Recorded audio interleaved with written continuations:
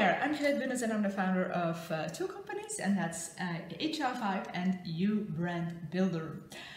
Yesterday I got a call from a guy I know for quite a long time now, a couple of years actually.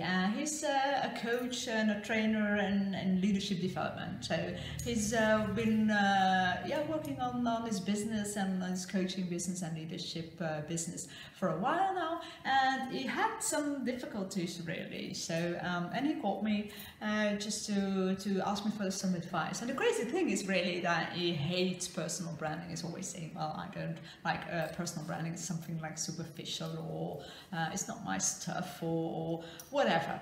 Well, people who've already seen my previous videos or read my blog post, you know that personal branding is not to do with bragging or has nothing to do with being superficial or sleazy or whatever. And so I'm not gonna discuss this right here. So, but it's a crazy thing that he hates it, but on the other hand, he still contacts me for advice. But I love the guy; he's a nice guy, and so I'm always willing to help him.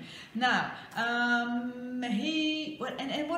thing that I wanted to say, he says, yeah, well, I'm not into personal branding, and you know that there's two ways really to work on your personal brand. Or you can say, I am doing nothing, so it is a very passive way, but still you could say, yeah, but that's not working on your personal brand. But it's not working on your personal brand, but you know that you do have a personal brand. It's what people say about you when you're not in the room. So if you just look at it in a passive way at your personal brand, then, well, that's possibly good for you, but you know that you already have a personal brand, and if that's okay with you, well, that's fine.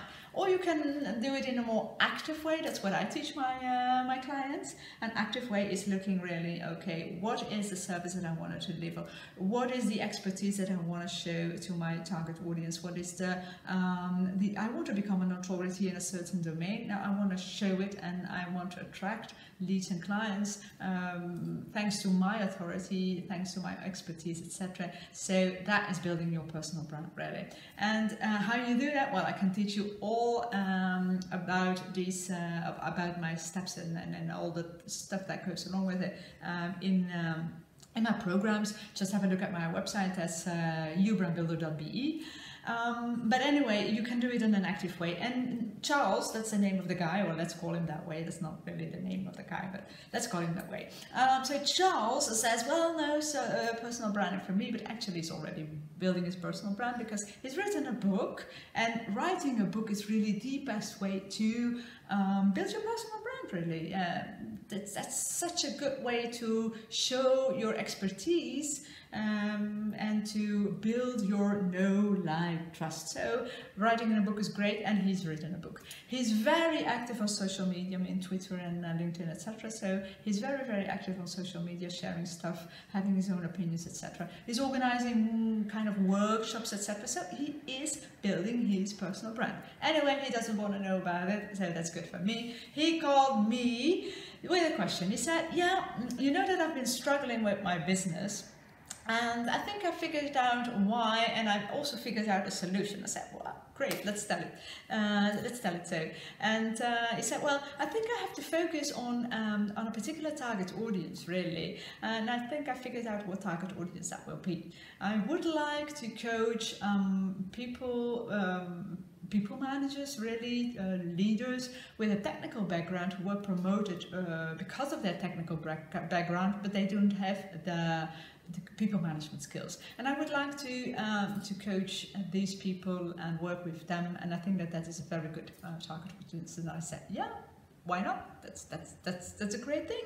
And I believe in target audience because, you know, I do have a 5-step model called B.R.A.N.D, and it's really 5 steps, and if you go through these 5 steps, then you are able to build your personal brand. The first step is become aware of the real you, and the second one is reach out to your target audience. So try to find your target audience, try to figure out who is your ideal ideal client, because you do know that if you want to become the authority in your field, that you cannot do everything for everybody. That's just not possible. I mean, you cannot become an expert if you try to do everything for everybody. That's a contradiction in terms. So that is not possible. So if you want to become an authority in a field, that means that you have to define that field. And defining that field, that is defining your mastery. What is it that you're good at? What's the service that you want to deliver? And on the other hand, who's your target audience? So who's your ideal client? So I said to him, that's really great. So that's a good thing. And then he said, yeah, well, how am I sure that this is a good target audience? And that's what I wanted to share with you guys too. I mean, I'm going to give you 4 elements that are of extreme importance if you are looking for your target audience. If you want to define whether this target audience, this ideal client, is really your ideal client. And the first one is really, you have to understand your client. I mean, you have to know what he's like, what his ambitions are, what the problems are. That's very important, that you understand that person. I mean, if you look at my target audience being coaches and trainers and interim managers, HR interim managers, I can relate to them. I mean, I understand what they are going through. On one thing, I know what it is to be a coach, a trainer, and an interim manager, because I've been there. And on the other hand, I also know what they are struggling with and what their ambitions are. I mean, my clients are really people who want to move to that next level, and they have this dream, this dream, yeah, to build a business, really, to serve their clients and to use their coaching skills and human resources skills or whatever to serve their clients and to build their businesses. I can relate to that. I mean, and I know that some of them have difficulties standing out from the competition because they are afraid to be visible, and that's a difficult thing, because if you are afraid to be visible, then it is difficult to stand up from the competition, which means that it is difficult to attract enough lucrative clients, to attract enough assignments. So I know those problems. I've had that too. I mean, will I be able to attract enough clients? When I started YouBrandBuilder, I was scared to death. Oh my God, will people really buy my services, etc.? So I know the difficulties that they have. And on the other hand, being visible is also something that I can relate to. I mean, shooting this video, do you think that 2 years ago, if you told me 2 years ago that I would shoot these videos, I would say, no way. That I would write my blog posts every week, then I would organize these events and birthday parties, etc., etc. No way! I would have said, are you crazy? But I did, so it was a stretch. It was a stretch for me, and it still is. But I'm doing it, and the more I do it, the more competent I've become in that, and it doesn't become that big a stretch anymore. So there's a competence loop, as you might know. So I can relate to these people. So that's important. That's the first thing. Do you understand your target audience? Can you relate to them? And the second one is, do you love your target audience? That's also a very important one. And I don't mean love, but you have to like these people. The funny thing is really that when you look at my clients, a lot of my clients are really people that have been my friends, and then they become clients. And then a lot of the other clients, well, they have become friends later on. Doesn't mean that you have to become friends with all your clients. It's not possible. I'm not a friend with all my clients, of course. But yeah, there is this connection, really, and I love the people I work with. I love to work with dynamic, coaches and driven coaches and driven interim managers and consultants and freelancers really who take the responsibility, who want to live their dream and who take the responsibility, accountability, etc. So I love working with them. I love these people. So that's the second one. First one is understand them. Second one is love them. The third one, which is of course very important, once you know these people, then you understand that they have certain problems and certain ambitions that you have a solution for, and so that's important. Your mastery has to be a kind of a solution. Your services has to be a solution for the ambitions and the problems that your target audience has. I mean, my clients, they want to build a business. Well, I can help them with that. They want to become more visible. Well, it's clear that I can help them with that. They want to become more visible online. Well, I'm going to teach them everything they need to know about websites and blogging and LinkedIn, etc. But they also want to become visible offline. Well, networking, public speaking, etc. That's all part of my programs. So that's what I teach them. I know these ambitions. I know also about the problems that what I've just told you about attracting the clients, etc., etc. So that's a third thing. So what are the problems and the ambitions of your target audience, and do you have a solution for that? I mean, certainly there has to be a click. So that's the third element that is important when you look for your ideal client. So the first one was you have to understand them. Second one is you have to love them. Then the third one is you have to have a solution for their problems or their ambitions. And then the last one that I wanted to talk about is they have to be willing to invest time and money on your services. I mean, most of you guys, if you have a company, if you have a business, if you are a freelancer, I bet you want to be paid for what you do, for the service that you deliver, for the results that you promise, right? Maybe some of you are more looking at it as a hobby, which is great, and that's good for you. But most of the clients I work with, they really want to earn money with their business. So that means that they have to find lucrative clients. I mean, clients who are willing to pay for your services, and that's an important one. I mean, you have to know that these clients are willing to face their problems and their ambitions and are willing to find a solution for their problems and to achieve their ambitions, and thanks to your solution they are willing to pay for it and they want to invest the time in it. So that's also important element. So these are the four main elements when you look for your target audience. It's understand them, love them, do you have a solution for their problems and their ambitions, and are they willing to invest time and money on your solution? So these are the four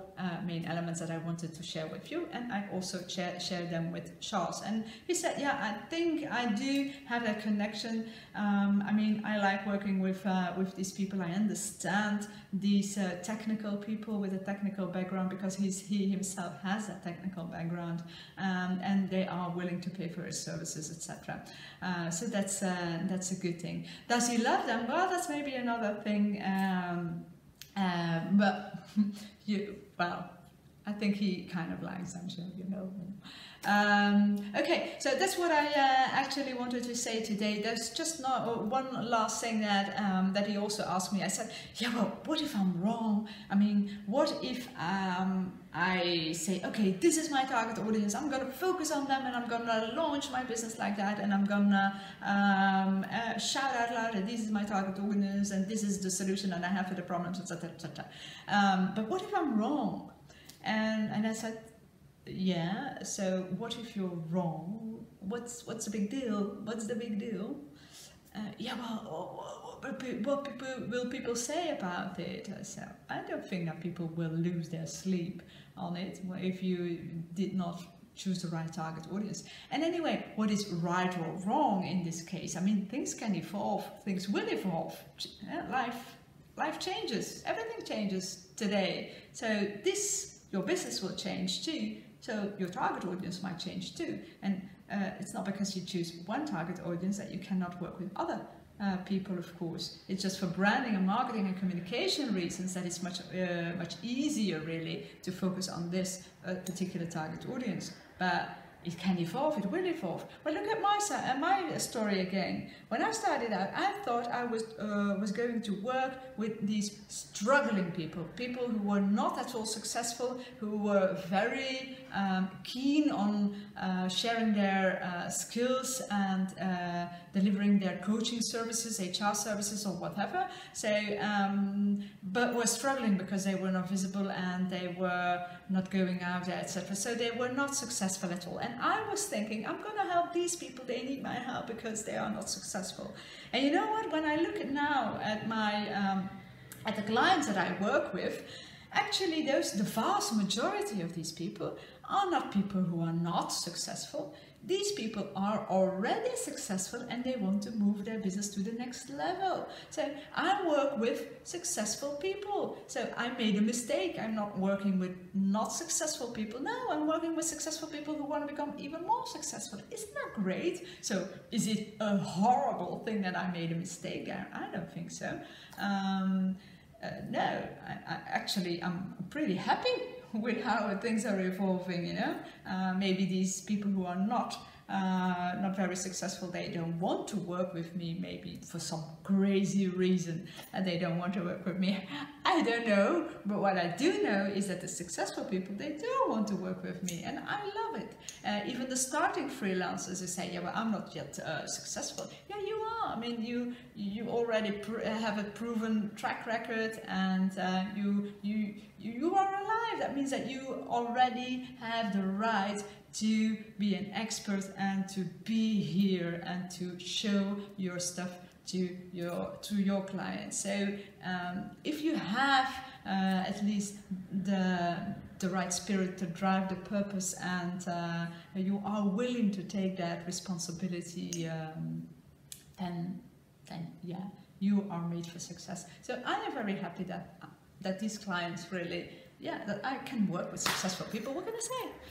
Okay, so that's what I wanted to share with you today. So I wanted to share you the 4 main aspects that you have to keep in mind when you look for your target audience. And don't worry if you were wrong, as Charles was saying. There is no right or wrong, and things are changing, things are evolving. That's life, that's fun, and I hope you enjoy this. So thank you for watching this video. If you do have comments, if you have other ideas with regards to target audience, or you have other questions that you want me to answer in one of these videos, well then just send it to me. Just send me an email. That's Greet.Bunnens at YouBrandBuilder.be, or have a look at my website. That's YouBrandBuilder.be, where you can find all the information about my programs, and you can also download your free ebook. So go ahead and have a look at the website, and I hope to talk to you soon. And if not, and you are happy with this video, well then share with a friend. Bye bye.